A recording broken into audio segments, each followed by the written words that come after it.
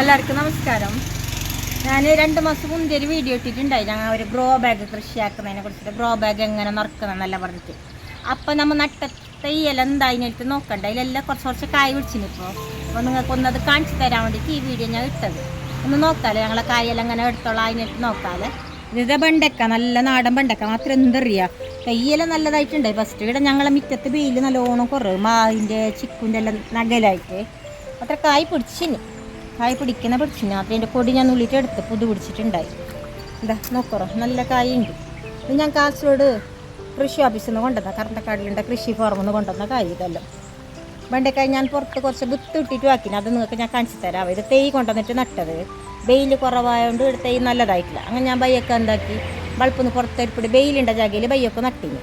അതും കാണിച്ചു തരാം നോക്കാവാം.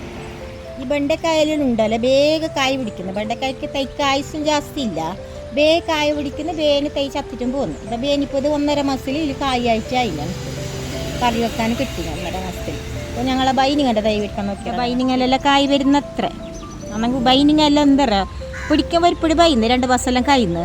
മാത്രമല്ല 2 കൊല്ലം 3 കൊല്ലത്തേക്ക് തൈ എന്താണെന്നില്ല, നമുക്ക് വേണം അങ്ങനെ കൊടി കട്ടാക്കി ബയ്യൊക്കെ പോയിട്ട് തഴുത്തുകൊണ്ടിരിക്കുന്നത്. തൈയിലെല്ലാം വന്നു കായ് വന്നു നോക്കാം, കണ്ട പൂണ്ട് നല്ലോണം കായുണ്ട്. ബൈനിങ്ങ വെച്ചെടുത്ത് ഒരുപ്പിടി വെയിലുണ്ട്, അതുകൊണ്ട് ബൈനിങ്ങൻ്റെ തൈ പാങ്ങായി.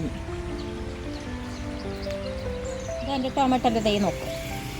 ഒന്ന് വെയിൽ കുറഞ്ഞു പോയോ, മിറ്റത്തൊന്നും വെയിലില്ല, അന്നെങ്കിൽ പിടിച്ചിന് തൈക്കത്തക്കത്ത്. ഞാൻ ഇതിനെല്ലാം ഇടക്ക് വളം ഇട്ടിട്ടുണ്ടായി, അതിൻ്റെ ഒരു വീഡിയോ ഉണ്ട്. വളം ഇടുന്നത് കടലപ്പിണ്ണാക്കും വേപ്പ് പിണ്ണാക്കും ചാണകവും വെല്ലവും മണ്ണും എല്ലാം കുഴച്ചിട്ട് ഒരു 4 ദിവസം വെച്ചിട്ട് കുളിപ്പിച്ചിട്ട് ഇട്ടത്. ധാരപ്പീര നോക്കറോ, കുഞ്ഞി ധാരപ്പീര അന്നെങ്കിൽ നല്ല പാങ്ങടെ വന്നില്ല, ഗിടയൊന്നുണ്ട്.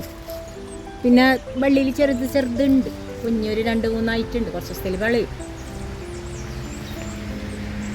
ധാരപ്പീര പന്തല്. പിന്നെ ഒരാളെ നിങ്ങൾക്ക് കാണിച്ചു തരാം. ഇതാ തൈ കാണുന്നില്ലേ, എൻ്റെ തൈ കുഞ്ഞു തൈ 4 കൊമ്പുണ്ട്. കുറേ ആയിട്ടുണ്ടായി, പൂ നല്ലോണം ഉണ്ടായി. എല്ലാം ഉതിർന്നിട്ട് 4 കൊമ്പ് തൈയിലൊക്കെ ചാഞ്ഞിട്ടുണ്ട്. ധാരപ്പീരിൻ്റെ പന്തലുണ്ട്, 4 കൊമ്പുണ്ട്.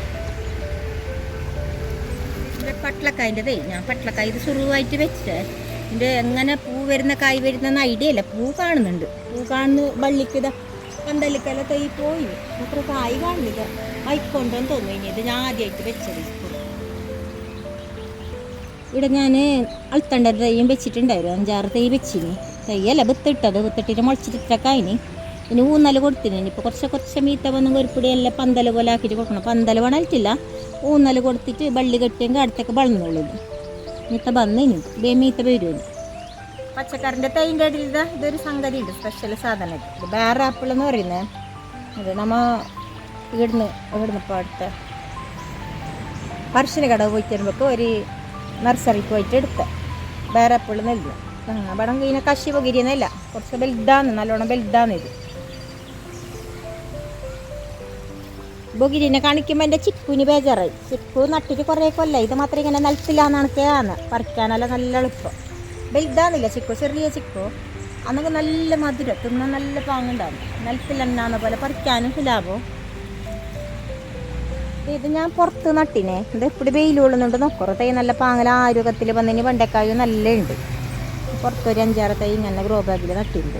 വെണ്ടക്കായൻ്റെ തൈ കാണിക്കാൻ വരുമ്പോഴത്തേക്ക് ഇതാ അകത്തിപ്പ് പോലുള്ളതും കണ്ട്. അപ്പോൾ ഇതും പറിച്ചോളാം അല്ലേ, അകത്തിപ്പ് പഠിക്കുന്നത് ഞാൻ. മറ്റേ തൈയിലും ഉണ്ട് ഒരു 5-6 എണ്ണം.